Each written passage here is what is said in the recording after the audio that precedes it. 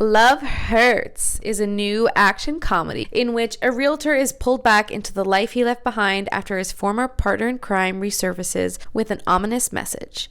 With his crime lord brother also on his trail, he must confront his past and the history he never fully buried. The film stars Academy Award winners Ke Huy Quan and Ariana DeBose, and Marshawn Lynch is also in it for any sports fans watching. I actually took on-camera classes with Ariana when she was in Hamilton on Broadway. We took them in New York City, and she's such a kind, lovely person.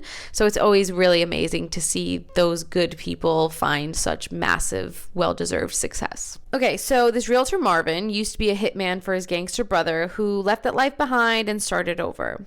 My understanding was that Marvin did not want to be found, but immediately I was sort of questioning how true that was, because he was a realtor and he was a really good, popular realtor, and his face was all over bus stops and park benches, and so it felt like he was very out there. So I was just kind of like, how unfound do you really want to be? You know what I mean? And I guess that I'm like snagging on that detail because him specifically being a realtor didn't actually add to the story. So I guess I'm just kind of like, why not just like have that character go into a different line of work where he can still do a really good job and we can show that he's so beloved and has moved on and started this great life for himself, but just like avoid that question. I don't know, maybe I'm overthinking it. So yeah, this was just like one part of the plot that I felt kind of dissatisfied about. The film was directed by Jonathan Uzbeo, who's most known for fight and stunt choreographing some major Hollywood hits such as The Fall Guy, Black Panther, and John Wick. I will say the fight scenes and those sequences are where this film really, really shines. There are some totally like insane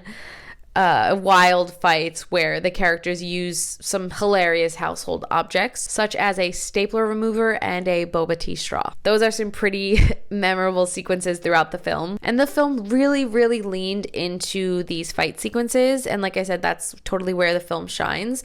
But I think the rest of the plot sort of left something to be desired for me personally. However, I think that Ke Huy Quan could really have a future as an action comedy star, like if he wanted that. And, you know, it looked like he was having a ton of fun making this movie. It looked like everybody was having a ton of fun making this movie, which I think is just like a great vibe to get from watching a film. Like I said, I think that overall the plot sort of, it just didn't really hit home. There's some pretty standard stuff that happens in a movie like this, and I think that that totally works, but I wanted to see each of those plot choices sort of fleshed out a little bit more than they were. And something that I really didn't love was that this film really leaned into the Valentine's Day shtick. There's these two hitmen. One is played by Marshawn Lynch, and they go to the back of the truck and they're getting out their box of weapons and guns, and the one guy, like, he sees a box of those Valentine's Day candy hearts like in with the weapons, and he like grabs it.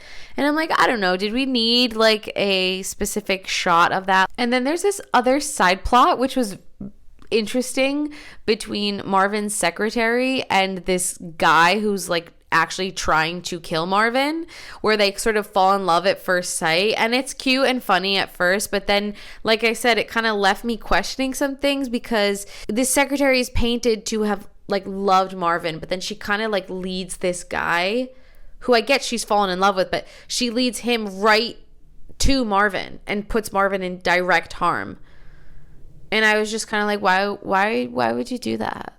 While both of these lead actors are literally Academy Award winners, and obviously they have much earned and are very well deserving of all of the accolades, I kind of found that like the two of them being in love, I kind of found that a little hard to believe. They're both so great, but one is like 20 years older than the other, and I think I personally kind of felt that. So I saw Love Hurts and Hard Eyes on the same day, and I have to say Hard Eyes was the one that I much preferred.